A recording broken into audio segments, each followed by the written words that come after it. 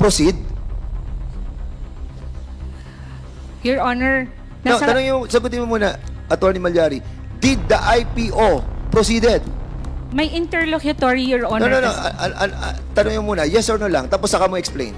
Did the IPO proceeded? The IPO... Yes or no? Sorry, Your Honor, I'm trying to make Yes a or complete no, sentence. then explain. The Tuloy IPO po ba? as contemplated under... Wait. Hindi tayo magkakaintindihan hanggang hindi mo muna sinasagot ang aking katanungan. Did the IPO proceeded? It's the second proviso, which I read. Sir, Provided that the listing in the PSA of any company which directly or indirectly owns. So can we allow the NGCP to finish? Because if we keep on interjecting, we don't have the whole defense of the NGCP. Mr. Chairman.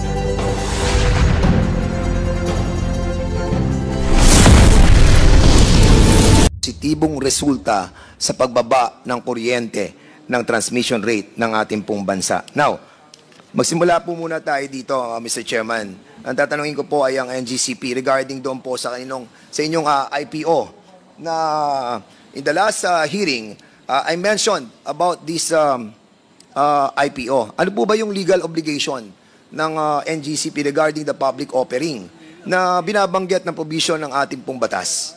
Attorney Malyari, you can answer this.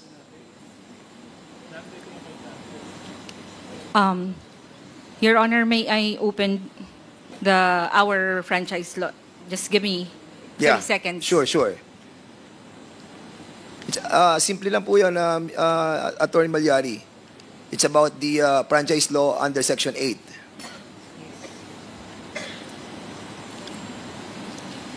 Meron ka? RA... Ano nga natin? Okay, ako na lang mag-mention, Attorney Malyari. So under Section 8, ang mandato po ng ating pong NGCP is to offer sa public yung ating pong share of stock. At ito po ay within 10 years from the commencement of its operation. At kung ating pong pagbabasihan yung commencement ng inyong pong operation, nagsimula po kayo noong January 15, 2009.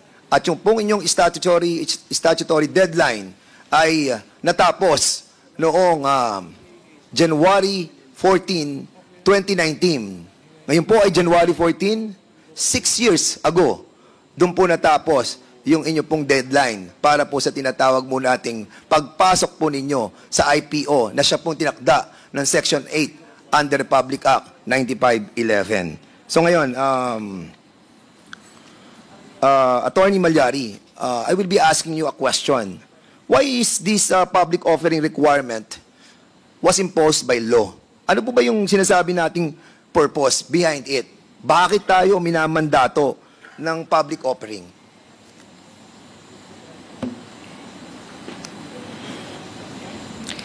Your Honor, as to the wisdom of the legislation, it will be this honorable representation that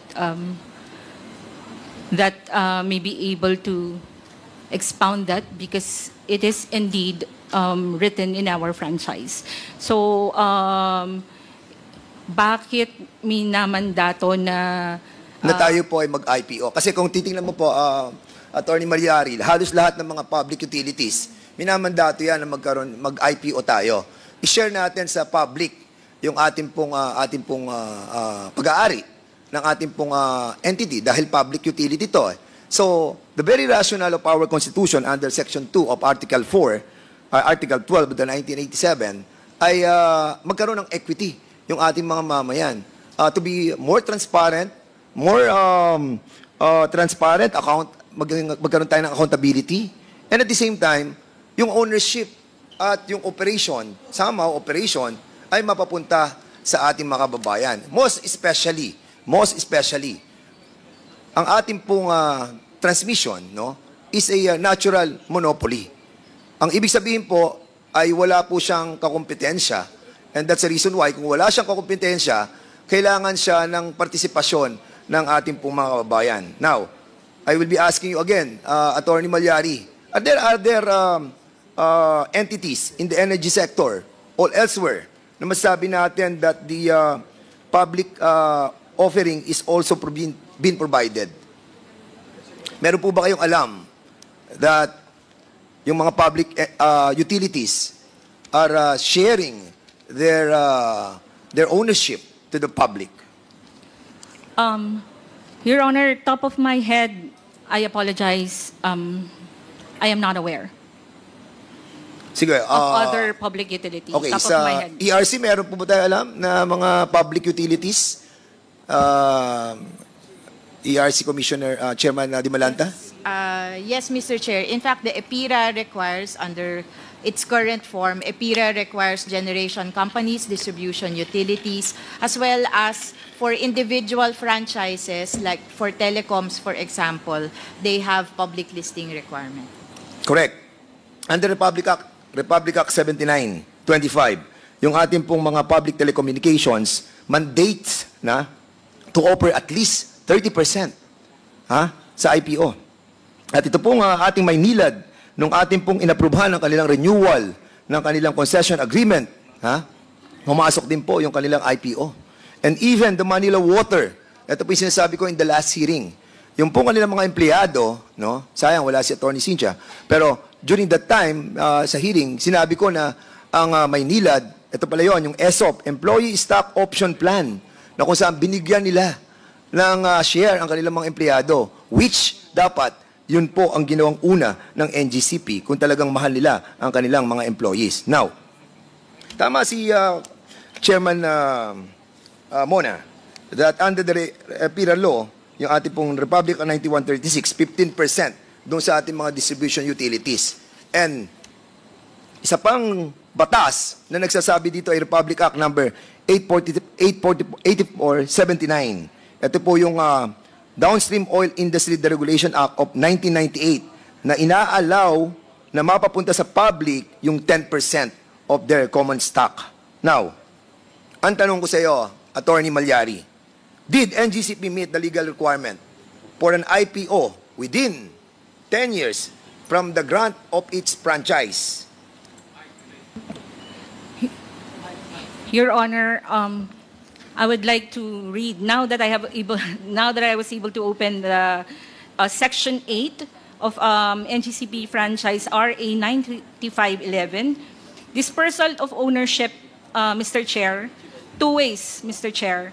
One is to make a public offering of the shares representing at least 20% of the outstanding capital stock or higher percentage that may hereafter be provided by law. And there's another, Mr. Chair, provided that the listing in the PSE of any company which directly or indirectly owns or controls at least 30% of the outstanding shares of stock of the grantee shall be considered full compliance. All right. So, tatanungin lang kita, Attorney Malyari. Simple lang yung tanong ko. Did NGCP meet the legal requirement for an IPO within the 10 years period that was mentioned in Section 8, Republic Act 9511? Yes or no? Your Honor, our legal position is yes. Yes, your pursuant to legal the- position is yes. Correct. Now, nung November 13, 2018, para maintindihan po ng ating mga kasamahan at mga nanonood sa atin, para at least maging klaro po. Kasi dito ako ipaglalaban ko that you have violated Section 8, Republic Act 9511. But in your contention, in your statement a while ago, you have mentioned that in May 26, 2022, the order of the ERC was that NGCP was compliant with Section 8. But that was in contrast with the decision of the ERC on March 10, 2021, when they rejected your motion for reconsideration when you filed a petition on November 13, 2018. Now, ang tanong ko sa iyo, Attorney Malyari, ano ang final nyo nung November 13, 2018 sa ERC with regards to this listing of share of stock of the NGCP? Mr. Chair, I am not the counsel that personally Who is the proper handled- person to answer my query? Mr. Chair, can you just give me one minute, Mr. Chair?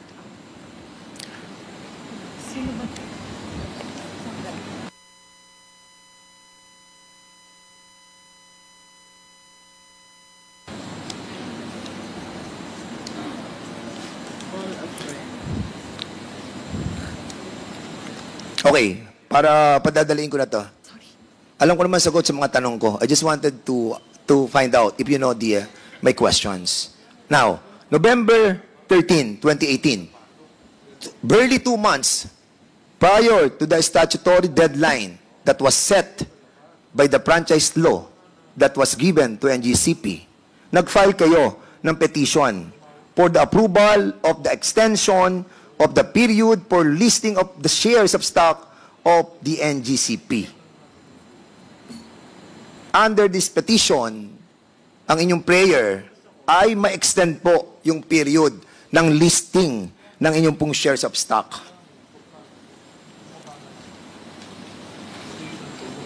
Are you familiar with this? Now that you're mentioning, Mr. Chair, I'm taking your word as is. All right. Mr. Chair. Now, tanong ko sa commission, ERC.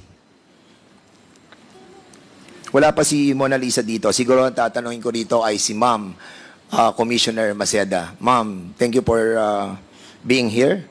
Ano po naging aksyon ng komisyon on this petition for extension of the listing of shares of stock of NGCP? If it's the November 2018 motion to extend actually, there was a prayer actually to extend the period for listing of shares of stock of NGCP.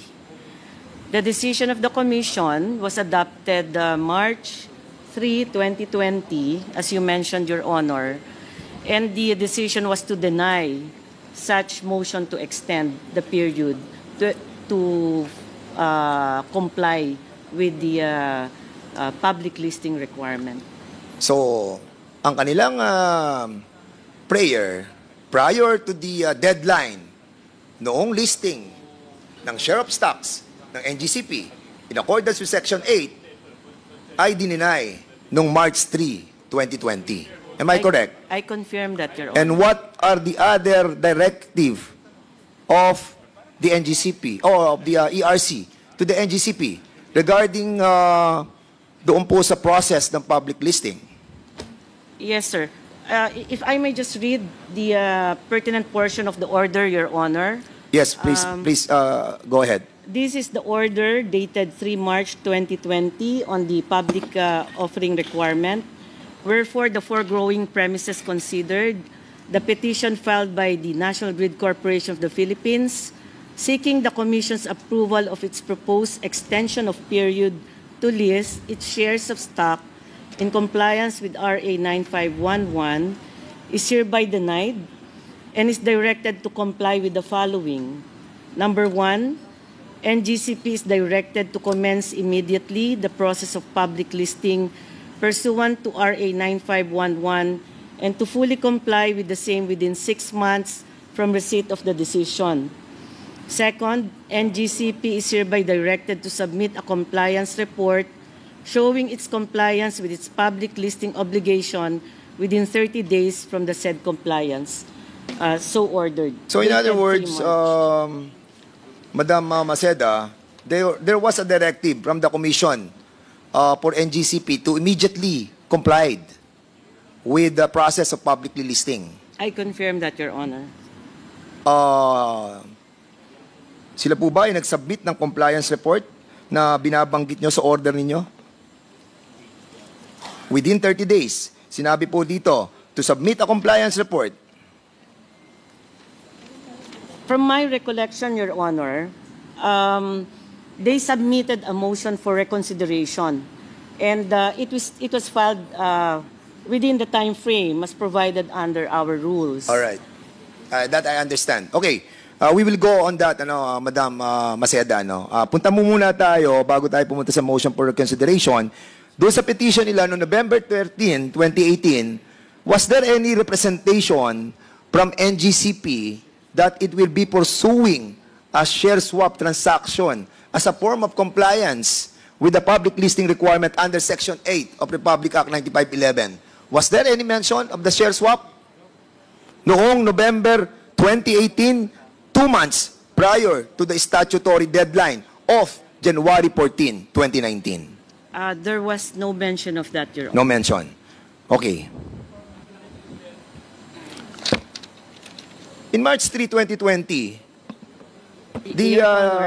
Your Honor, if I may, Your Honor. yes, go ahead. Just to add, in our deliberations, there was no mention at all of a share swap agreement, but Ma'am, can you speak louder, please? And Ma'am Mona Lisa, can you kindly turn off your mic, please?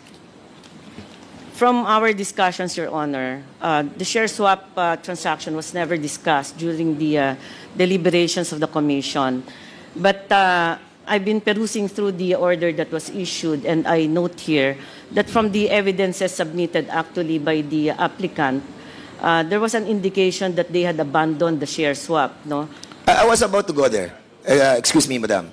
Because I have read all the documents that I gotten in the website of the ERC, and even the partial initial determination and also the draft of final determination. I got all these copies. And it's here with me.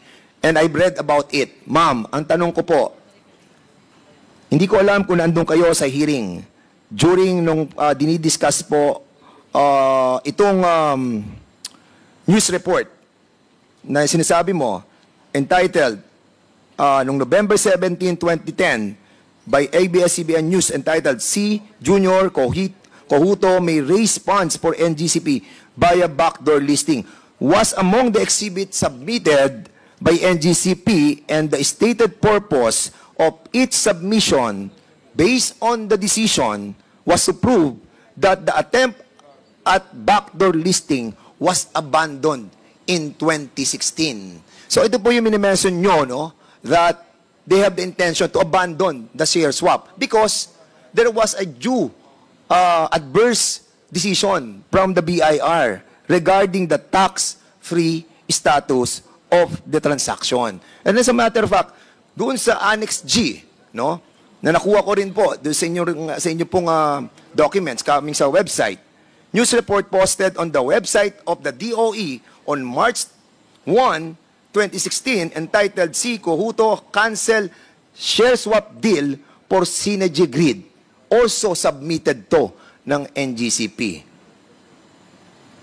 May I know? Siguro sa NGCP. May I know, NGCP, what this adverse ruling of the BIR is all about?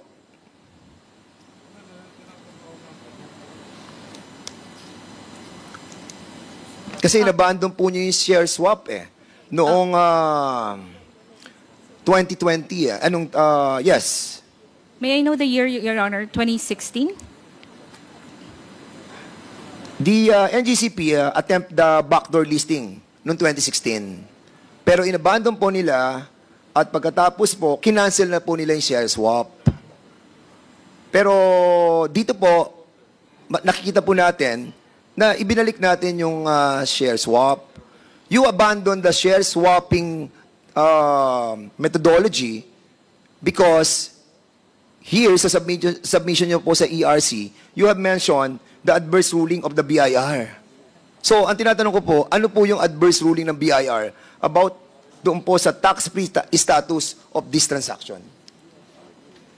Your Honor, I have no information insofar as that one, but given we will provide, Your Honor, we'll look in our files, Your Honor. Attorney, are you the proper person to be representing NGCP?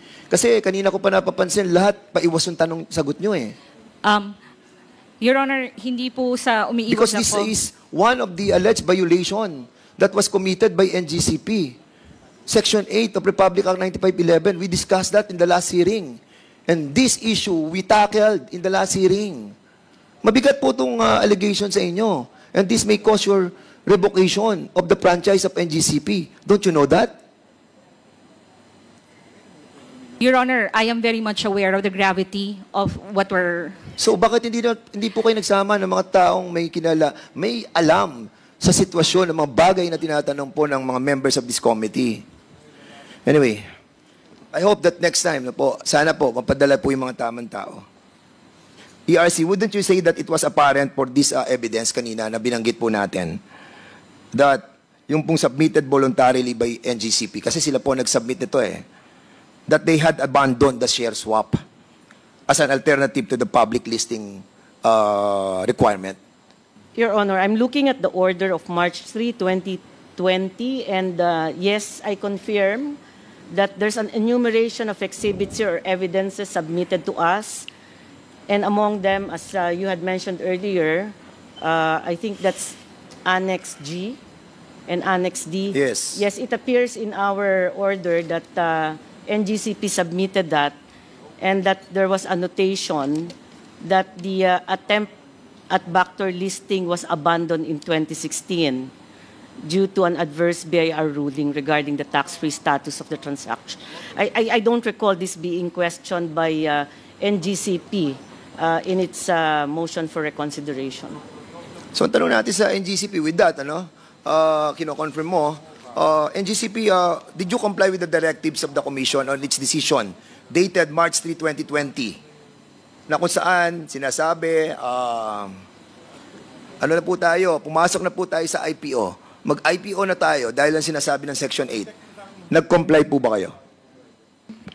Yes, Your Honor.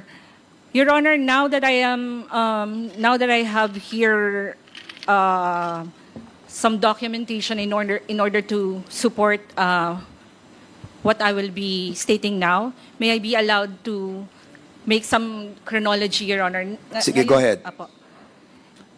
Your Honor, Attorney 13 Malyari, November. address the chair, please. Do you have a presentation, or is that just something you're going to read from your cell phone? Wala pong presentation, Mr. Chair. Please proceed.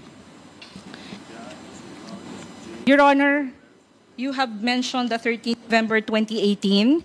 So NGCP filed a petition on 13 November 2018 before the ERC for the approval of the extension of the period for the listing of shares of stock of NGCP. Correct. These are the reasons cited, Your Honor. First, there's a pending arbitration case and there's a delayed regulatory reset. Second reason, Your Honor, period provided is merely directory. Third, no implementing rules for Section 8 of RA 9511. And the fourth, the timing of public offering is addressed to the discretion of the Board of Directors in the exercise of sound business judgment. So ang prayer po sa nabanggit niyo po na 13 November 2018, ang prayer po ni NGCP ay 1, approve the extension, and 2, grant an extension of 1 year from 14 January 2019 or upon final resolution of the arbitration case. Ngayon po, tama sila, nagkaroon ng desisyon si ERC noong 03 March 2020. It was issued on 27 April 2020.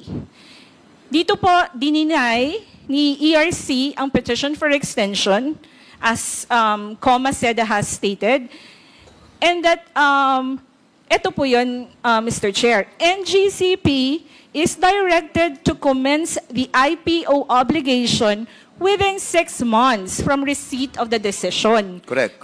And that NGCP now is directed to submit compliance report within 30 days from compliance of public listing. Dito po sa desisyon na ito, due process, nag-file po si NGCP ng motion for reconsideration dated 19 August 2020. Tapos ngayon po, si ERC, in its order dated 10 March 2021, umabot na po ba tayo dito, Your Di ba? Honor? Wala pa. Sige po. Nag-advance ka Sige na. Okay. Alright. So, now you confirm, no, that nag-apply kayo 2 months prior to the deadline. And then, nagdesisyon ng ERC, sinabi ng ERC, denied yung extension nyo. So, nakalampas na yung deadline nung inyo pong statutory requirement na sinasabi dapat within 10 years, nag-IPO na kayo. And on January 28, an urgent motion was filed by the NGCP to the Commission nung progress in moving the IPO forward. Nag-file kayo ng urgent motion sa Commission at sinabi nyo, oy, ERC, eto na, magsisimula na kami ng process ng IPO. Correct, Attorney? At nung March 10, ayan na, papunta na tayo sa sinasabi mo. On March 10, 10, 2021, yung motion for reconsideration nyo was finally denied by the ERC. At inutusan kayo ng ERC to commence the initiation of the requirement of Section 8, Republic Act 9511. Simulan na po ninyo ang IPO. At within 6 months, you have to report monthly to the ERC nung inyo pong accomplishment. Now, ang tanong ko sa iyo, would you consider this order final and executory that this resolve, the MR filed by the NGCP? Sa tingin mo ba, this is a final and executory? Yes or no? Your Honor, Wait, sagutin mo muna, Attorney Malyari. Ang tanong ko ay simple. Nag-file kayo ng petition, prayer for extension, na denied, tapos according sa rules ng procedure and practices of the ERC, isang beses lang magmo-motion for reconsideration. Sabi sa rules will you confirm this, Mona Lisa, that according sa rules of procedure and practices of the ERC, isang beses ka lang magmo-motion for reconsideration. Then, you were denied sa motion for reconsideration. Ngayon, ang tanong ko, final na ba yun and executory? in the same order, Your Honor. No, wait. I'm asking you. Yes or no? Yes, Your Honor, and we were given 6 months. Wait. Before you explain, let me hear your answer. So I'm asking you, final and executory na po ba yun? Yes or no? Opo. Okay, yes. Now you can explain. And in the same order, okay po. So, tuloy ko lang po yung chronology. So, in the ERC order dated 10 March 2021, which was received on 14 March 2021, the ERC denied NGCP's MR of the decision dated 3 March 2020, and that the following are maintained by the ERC in its ruling.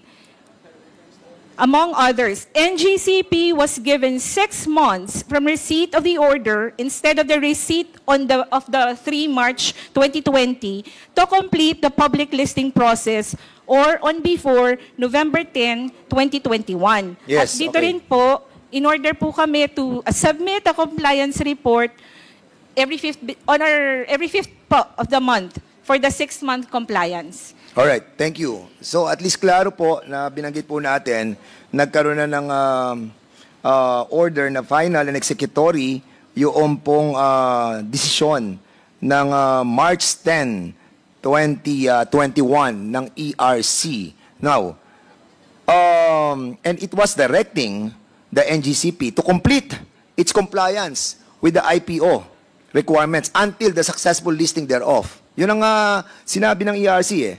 At dito, hindi sinabi. It did not say any IPO or any alternative thereto as may be allowed under the law. So ngayon, ang tanong ko sa Commission, what was the basis of the Commission in explicitly requiring an IPO and not just an alternative? Ito sa mga majority who have decided dito, siguro tatanungin ko si Puentes, si Commissioner Puentes. Commissioner Puentes, Yes, Your Honor. ano naging basis ninyo? What was the basis of the Commission in explicitly requiring an IPO and not just an alternative thereto? Bakit nyo ni-require ng IPO ang NGCPO? At yun na sinabi nyo. Sabi nyo, walang extension. Motion for reconsideration, denied. Final and executory. Tapos sabi nyo, proceed with the IPO. Within 6 months, dali ng listing sa ERC.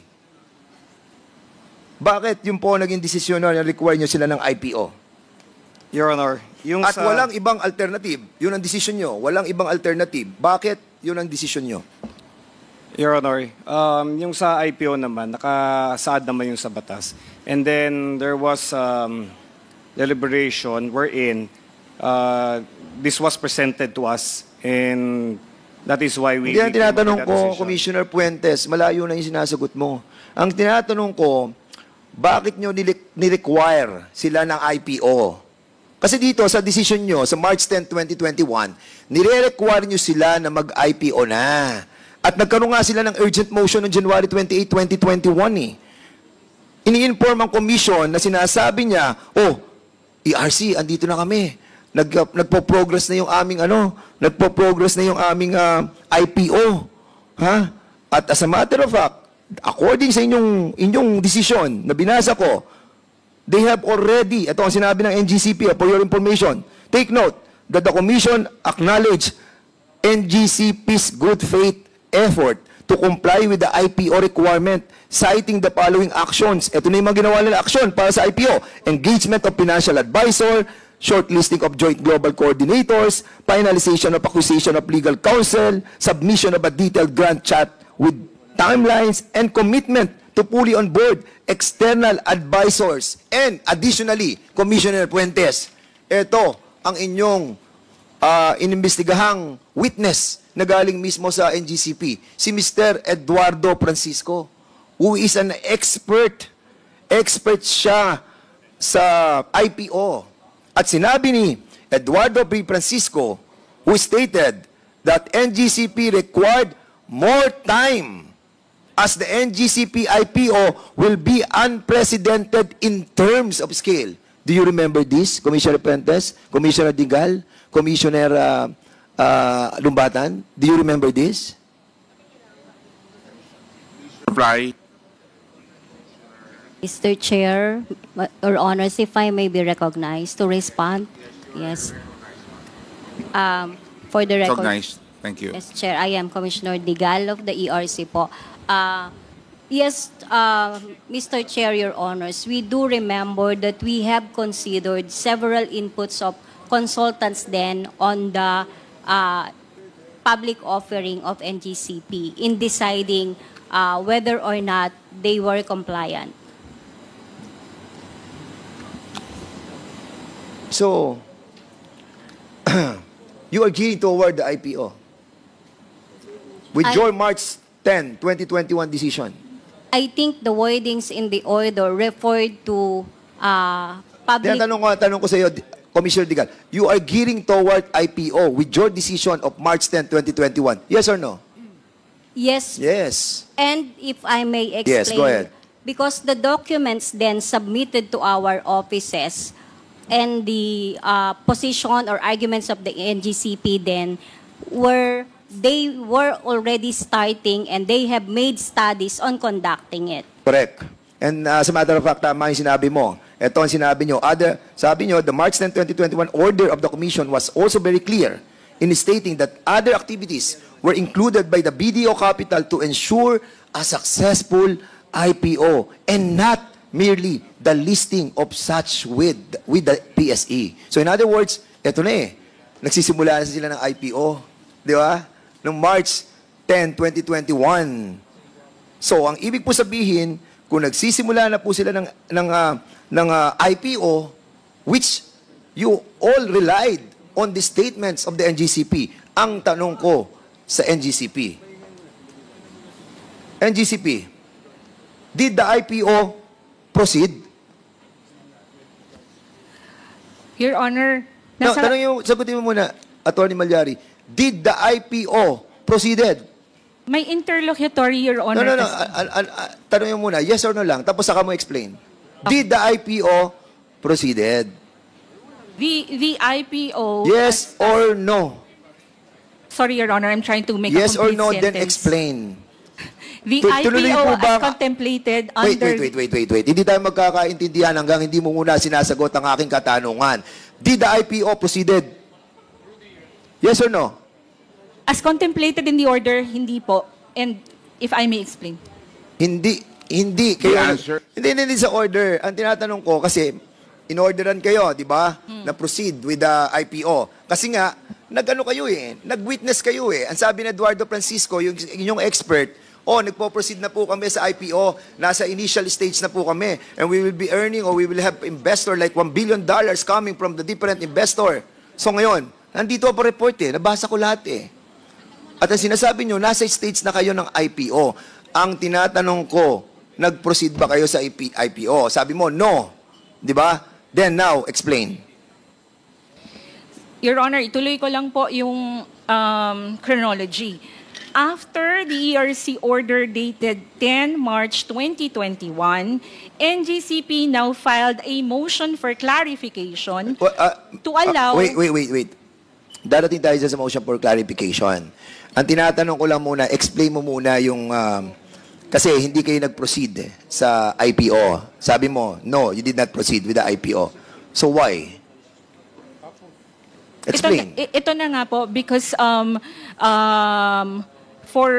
we wanted to be clarified whether we can be allowed insofar as the alternative mode under Section 8 of RA 9511.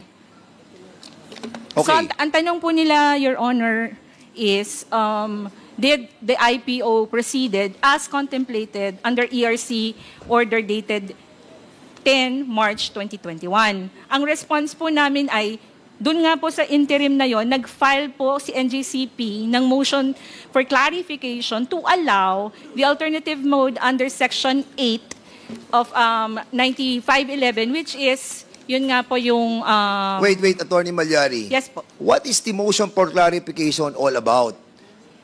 If there was a decision by the commission denying your petition, and then you filed a motion for reconsideration, and that was also denied, the motion for clarification should be on the decision of the denial, not on the alternative mode of the requirement that is being set by Section 8 of Republic Act 9511. Mr. Chairman, I think we should allow the focus of this inquiry, the NGCP, to fully explain.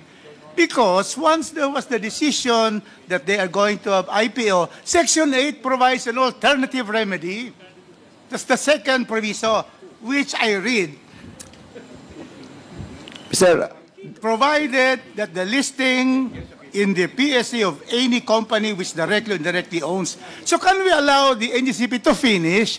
Because if we keep on interjecting, we don't have the whole defense of the NGCP. Mr. Chairman, so I'm asking that, Mr. Chairman, kasi so many times, I'm questioning the resource person, and I'm satisfied already with the answer that she was manifesting. Okay na sa akin yun, Mr. Chairman, basta sumagot siya ng Mr. Chair, tinatanong the ko. Honorable Rufus, 1 minute this is the suspension. time of the Honorable Dan Fernandez.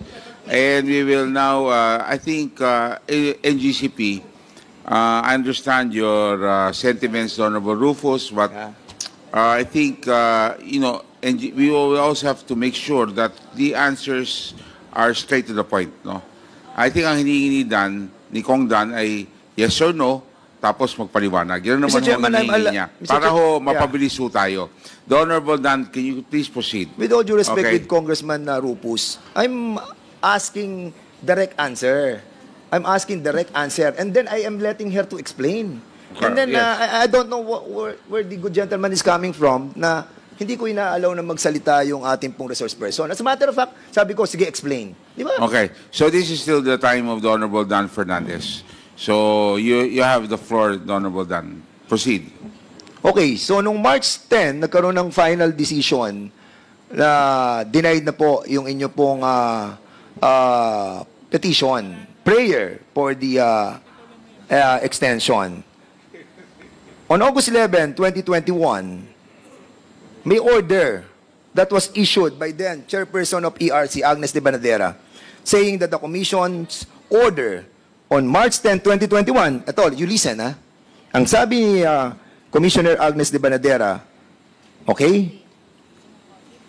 The Commission's order dated March 10, 2021 should not be taken as allowing or prohibiting any mode of ownership dispersal allowed under the law to be undertaken by NGCP as this was not an issue in the entire proceedings. In other words, hindi po siya issue to tackle about this dispersal ownership doon sa petition that you filed on November 18, 2018. So, nung maglapse na yung period nung Noong January 14, 2019, at your motion for reconsideration was denied, and you were ordered to proceed with the IPO, and then you did not proceed with the IPO, then, Mr. Chairman, I believe that there was a violation of Section 8. Now, noong May 26, 2022, eto na po yung sinasabi po ninyo that another order was issued, this time, by all the members of the commission, with one dissent, si Commissioner Maceda, declaring that NGCP has complied with the dispersal of ownership provided under Section 8 of Republic Act number 9511 based on SGP's indirect ownership of 40.20% of the outstanding capital stock of the NGCP. Now, may I know from the member of the majority who have decided, who reached this conclusion, dun sa March 2021 order, sinabi nyo, they have explicitly directed NGCP to complete its compliance with the initial public offering requirements until the successful listing thereof. Now, you have decided, dito po sa May 26, 2022, pwede po bang malaman anong naging reason ng ating pong tatlong commissioner? Wait, Mr. Chairman, I still have the floor. No, I have an interjection because the best evidence of what was the reason of their majority decision is the document and the decision itself. We cannot be again asking them on this particular forum. Mr. Chairman, the best way is to find out, to have it read by the Secretary, that decision. Mr. Chairman, because that is already the best evidence rule, Mr. Chairman. All right. Yes. Can I ask Commissioner, sino pa bang hindi nakakasagot? Lumbatan. So, what is your reason for this? Kasi nagdesisyon na kayo nung na, okay, March 10, 2021, IPO na tayo. Proceed na kayo. And then suddenly, nung May 26, 2022, sinasabi nyo na, hindi na, compliant na kayo. Meron na kayong pwede na kayo sa share swap. While sinabi nyo doon sa mga investigation nyo and hearings that were conducted by the NGC, by the ERC, that share swap was already abandoned. And as a matter of fact, kasama nyo si Mr. Francisco doon at sinasabi niya, nagpo-proceed na sila sa initial process of the IPO. Now, what is the reason or what is the explanation on this matter? Thank you, Your Honor. Chair, if I may be recognized to respond to the go ahead. to the question. Ay, boss. Thank you, Mr. Chair. Lumbatan, right? That is correct, Please. Mr. Chair. Thank you. Thank you very much. We have specified in our 10 March 2021 order, we have specified IPO because it was NGCP who elected to pursue the first mode of compliance, which is the public listing or the IPO. So, pinanghawakan ho namin yung sinasabi nila na mag-IPO kami. And thereafter, they were asking for extension to conduct or to comply with the IPO. Ngayon, ang sinasabi ho namin, hindi. Ngayon na kagad, gawin na ninyo. Now, we have arrived at the 26 May 2022 decision because prior to that, they have filed a motion for clarification, asking the Commission, if we have elected earlier IPO, are we now prohibited again to choose the alternative, which is the public listing of a company having at least 30% control of the company. The majority decision of the Commission, composed of myself, Commissioner Fuentes, and Commissioner Digal, including the former chair, Agnes de Vanadero, was that by earlier electing to pursue IPO, you did not necessarily abandon the alternative mode of compliance. And so, ang sabi ho namin, sige, dahil nga ito ang sinasabi sa franchise law ninyo, you may utilize the alternative mode. So, in May in 22 May or 26 May 2022. Pero Commissioner Lumbatan, if Opo. I may, no, I got your point. Will you agree with me that the petition that was filed 2 months prior to the statutory deadline noong January 14, 2019, deadline na ang petition nila is for the extension of the period of listing of the shares of stock of NGCP. Opo. Wala silang sinabing share swap. Wala po. Correct. Kung wala sila sinabing share swap, yung alternative mode of the requirements of the Section 8, nag-expire yung January 14, 2019 na deadline. Di ba? Okay. Kaya nga nyo binigyan sila ng extension eh. Bigyan nyo sila ng extension twice, 6 months, para to complete the process of the IPO. But they did not. Correct? Correct, Your Honor. Now, yun nga ang tanong ko dito eh. The sudden as a matter of fact dito, kay Commissioner Digal, no? Doon sa urgent manifestation nila, sinabi mo that NGCP is also, kasi nga, I think there was a deception in here because ang sabi mo, Commissioner Digal, NGCP is also finalizing the engagement of legal counsels for the IPO and expect to finally onboard all external advisors for WID. Wala namang mention ng share swap eh. January 28, 2020, 2021 na to. So, ibig sabihin, hindi pinag-uusapan ng share swap. Di ba? Will you confirm that you have said this? Kino-confirm mo lang na, IPO na. Di ba? Tama, Commissioner Digal? If that is what is in the order, Chair. Yeah. And ganun din kay Puentes, Commissioner Puentes. Ang sinabi din ni Commissioner Puentes, for the record lang, para at least we have the basis for all of this. Ang sabi ni Commissioner Puentes, the IPO, ito, base doon sa desisyon na nandito, the IPO will be a singular opportunity both for the investing public and for NGCP. And the company seeks full and unhampered chance without pressure of constricted timelines under the pandemic to realize it. So again, there were walang mention ng share swap eh. Wala eh. No, the representation made by NGCP through this urgent motion as well as the hearings conducted spoke lamang of the progress of the IPO. Yun lamang po ang pinag-uusapan. Now, kanina, dito po sa final order ng ERC, directing NGCP to complete its initial public offering within 6 months have become final and unappealable. Tanungin ko si Commissioner Maceda, since ikaw ay kasama doon sa mga nagdesisyon, naging final na po ba yung March 10, 2021 order ng ERC directing the NGCP to proceed with the IPO? Mr. Chairman, thank you for that question. I wasn't present actually when the Commission adopted the order of March 10, 2021. I was on leave on that day, Your Honor. But based on the rules of practice and procedure of the Commission, there can only be one motion for reconsideration.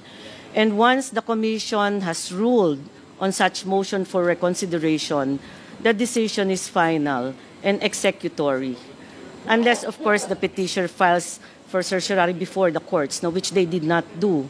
So, meaning walang timely appeal or for certiorari or something? Wala po sa records namin yan. Instead, we got a motion for clarification po. So, the order became immutable, in other words? It's a final order, Your Honor, based on our rules of practice and procedure. So, yung NGCP's subsequent request for clarification, was it a, parang kasi, it's not merely an inquiry eh. Parang ang feeling ko, nung binabasa ko, parang effectively, they are suit to alter the decision eh. Because they injected the share swap, after which the motion for reconsideration was denied. And then motion for clarification, to clarify the decision of the motion for reconsideration, then suddenly, the clarification deals with the decision making. Am I correct? I issued a dissenting opinion, Your Honor, so my answer will be very biased. I would tend to agree with that observation. Because once we issue a final order arising from a motion for reconsideration, and such order is very specific as to the directives, we cannot change what's in that order when we clarify questions, let's say from petitioners. But in this case, Your Honor, there was an order for a very specific mode of public offering, which is through initial public offering. Naka-indicate po dun sa order kasi yun. So, given that, if there was a motion for clarification, the Commission should clarify on the basis of that directive to initiate the IPO. Correct. And not to say you can undertake Alternative. any other form, alternative form of public And offering. that's the reason why I'm asking, kasi nga, that was the recourse that was done by the NGCP. The motion for clarification. The motion for clarification is to clarify the decision for the motion for reconsideration that was denied. But there was what do you call that? Parang amendment of the decision by inserting if they can have an alternative mode of the requirements of the section 8.